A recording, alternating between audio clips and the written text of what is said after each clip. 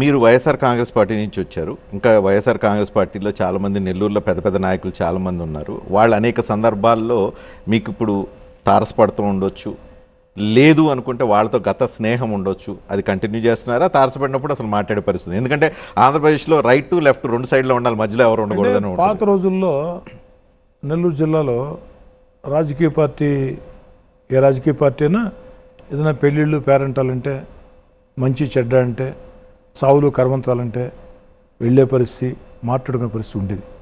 ఇప్పుడు కాస్త తగ్గింది అది.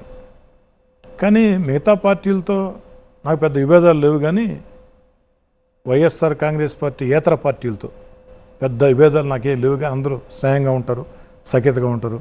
జనసేన, బీజేపీ అంటే మా మిత్రపక్షం, కమ్యూనిస్ట్ పార్టీలు సిపిఎం, సిపిఐ, కాంగ్రెస్ అందరూ బాగానే ఉంటారు, ఎక్కడా కూడా తేడా ఉండదు.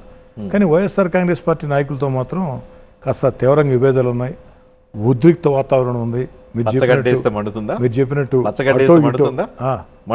దాదాపుగా అందరితో, నల్లపురెడ్డితో, అనిల్తో, సరే కాకంతో అంటే బై న్యాచురల్గా మండుతుంది అనుకోండి.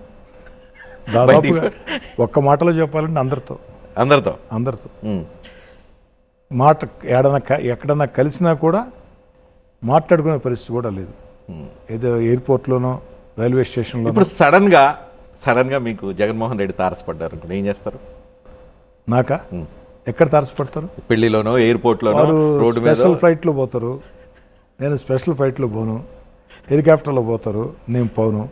లేదు తారసపడ్డారు, ఏమంటా గౌరవంగా నమస్కారం పెడతాం కదా. పెడతారా? అది కాదు రజనీ గారు, తప్పలేదు. నేను అనేది ఆ డిగ్నిటీ మెయింటైన్ చేయడం తప్పలేదు. పాలిటిక్స్ అట్లా లేవు కదా. జగన్మోహన్ రెడ్డి గారు నాకు తారసపడతారని నేను అనుకోవటం లేదు. ఒకవేళ నిజంగా తారసపడితే గౌరవం నమస్కారం పెడతాం. దానిలో తప్పే ఉంది? తప్పేమైనా ఉందా? తప్పేం లేదు, మంచిది. అలాంటి హెల్దీ రాజకీయం ఉండటం మంచిది. కాకపోతే మన తెలుగు రాష్ట్రాల్లో ఆ హెల్దీనెస్ పోయింది.